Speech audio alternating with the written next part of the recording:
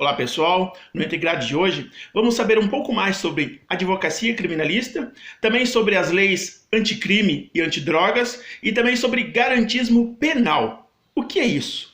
O nosso convidado dessa edição é Ailton Silva, advogado, pós-graduado em Direito Processual, Constitucional e Penal. É lá de Campina Grande, na Paraíba. É daqui a alguns segundos, no Integrades.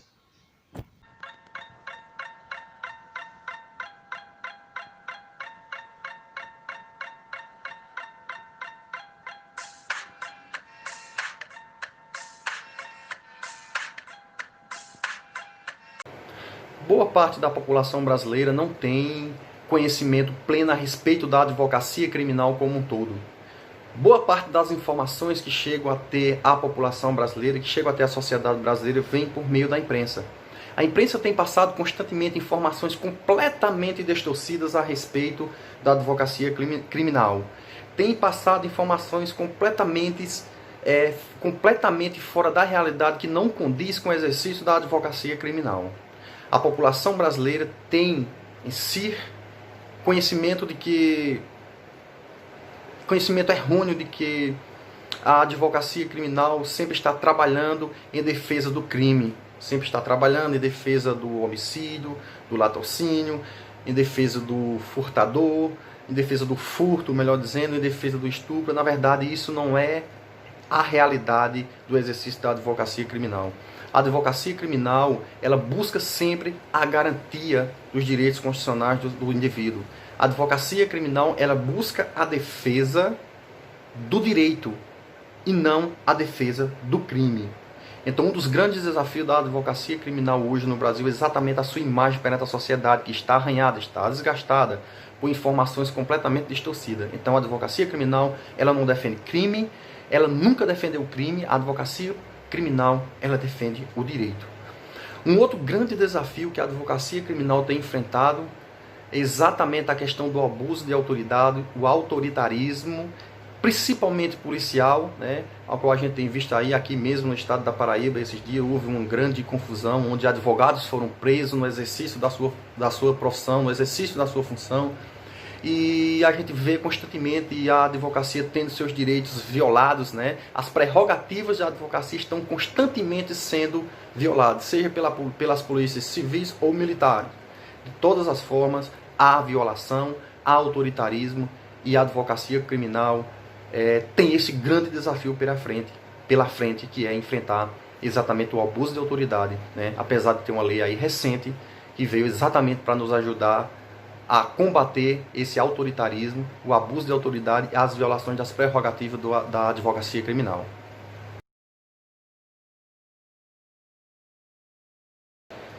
Dentre tantas obrigações que o advogado tem em contato com o cliente, uma das principais obrigações, pelo menos ao meu ver, com o cliente que o advogado deve ter, é exatamente a questão da empatia.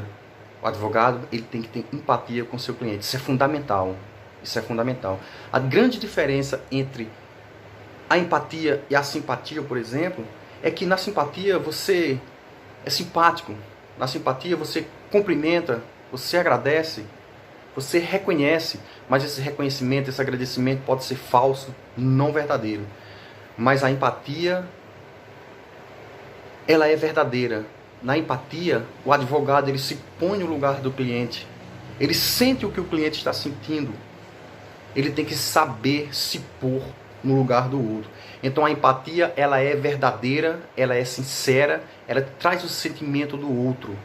E o advogado criminalista, ao receber um cliente que, ao vir, que alguém, quando vem ao encontro de um advogado, principalmente na área criminal, ele chega ali de forma, muitas vezes, destroçado, de forma desesperada, e o advogado, ele deve ter empatia para que possa se pôr no lugar desse cidadão, entendê-lo, porque naquele momento o cliente te tem como o salvador, te tem como o salvador da pátria, te tem como um pai, como uma mãe, é em tu que ele confia, né, como advogado. Então, a empatia, ela é uma obrigação do advogado criminalista com o seu cliente. A empatia, ela é a veracidade do sentimento do outro. Então o advogado ele tem que se pôr no lugar do outro, sentir o que o outro está sentindo, e quando eu digo esse outro, eu digo o cliente da área criminal.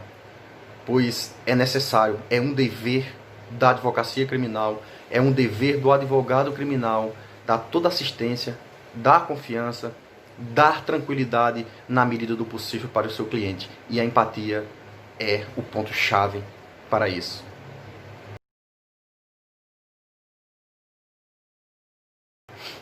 O garantismo penal é uma teoria desenvolvida pelo italiano Luigi Ferraioli. O Luigi Ferraioli ele desenvolveu essa teoria, né, com base, ou melhor dizendo, nos mesmos moldes dos ideais iluministas lá do século XVIII, que era exatamente a questão de combater o exagero punitivista do Estado. Ou seja, era trazer controle ao poder punitivo do Estado. O Estado autoritarista, que tudo podia, né, que para punir, punia da forma que bem entendesse, sem limites de punição. E essa teoria do garantismo penal ela veio exatamente para quebrar esse paradigma e trazer um freio, um contrapeso a esse poder punitivo estatal.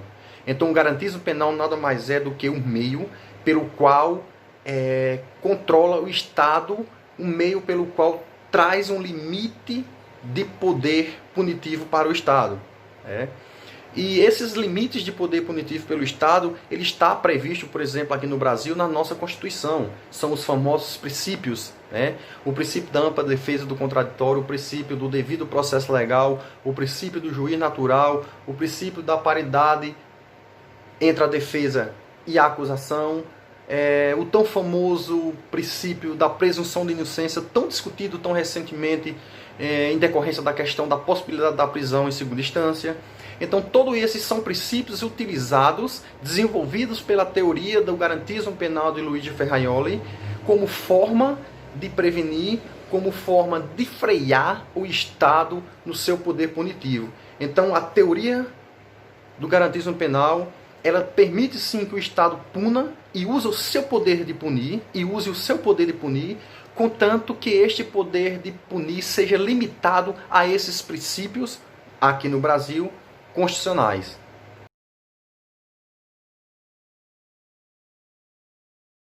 Bom, quanto a essa lei, a gente já pode iniciar dizendo que esta lei é um tremendo de um fracasso. Ela não cumpriu o seu propósito. Eu diria que essa lei é mais uma daquelas produções legislativas teratológicas. Monstra, não tem serventia. Então, em resumo, inicialmente, é que essa lei ela não se propôs, ela não cumpriu o papel que ela se propôs. Então, o tráfico de droga aumentou, o consumo de droga aumentou, e ela se viu única e exclusivamente para um encarceramento em massa. Então, uma lei que, de fato, ela é vergonhosa, ela não atingiu o seu ápice, não atingiu o seu objetivo. E com relação à questão racial, o negro ele sempre foi excluído. Ele sempre foi excluído da sociedade. Após a abolição da escravidão, o negro ele deixou de ser escravo, mas ele não deixou de ser excluído. Não houve nenhuma política de inclusão para o negro. E a estatística tem mostrado que nessa questão da lei de drogas, o grande número, assim, avassaladora de pessoas presas, detidas por tráfico de drogas são negros, jovens e pobres.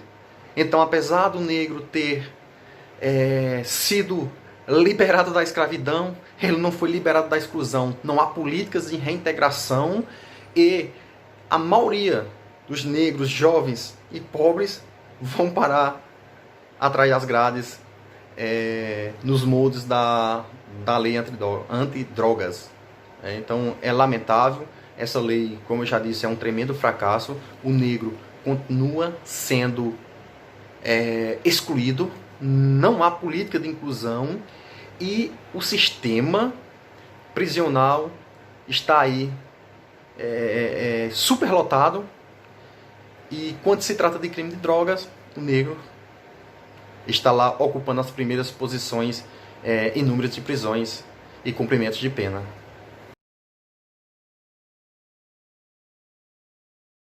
O famoso pacote anticrime, né, nada mais é do que um conjunto de alterações na legislação brasileira que visa exatamente combater o crime. Quando eu vejo essa palavra, produção legislativa brasileira que visa combater o crime, eu tenho um certo receio, porque no Brasil se pegou a ideia, o hábito de que combater crime se combate com produção legislativa de encarceramento.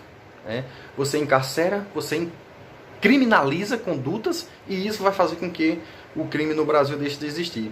Essa é uma das ilusões mais claras que existe hoje no Brasil.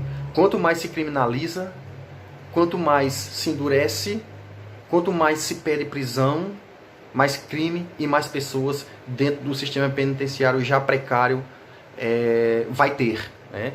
Nós não somos unicamente um dos países que mais encarceram no mundo.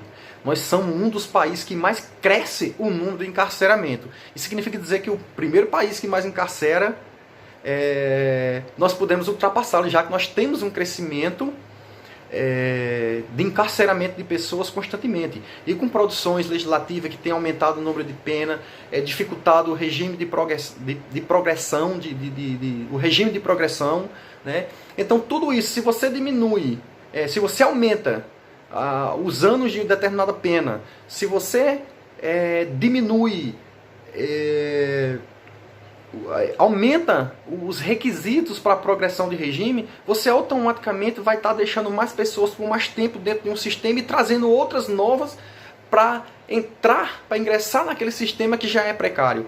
Então, na verdade, a metodologia da produção legislativa, quando se trata de combate ao crime, é meio que antagônica, é meio que vai de encontro àquilo que de fato funciona, né? Então, eu não tenho nenhuma dúvida que o pacote anticrime, eu não vejo como ele não contribuir para o encarceramento em massa, né?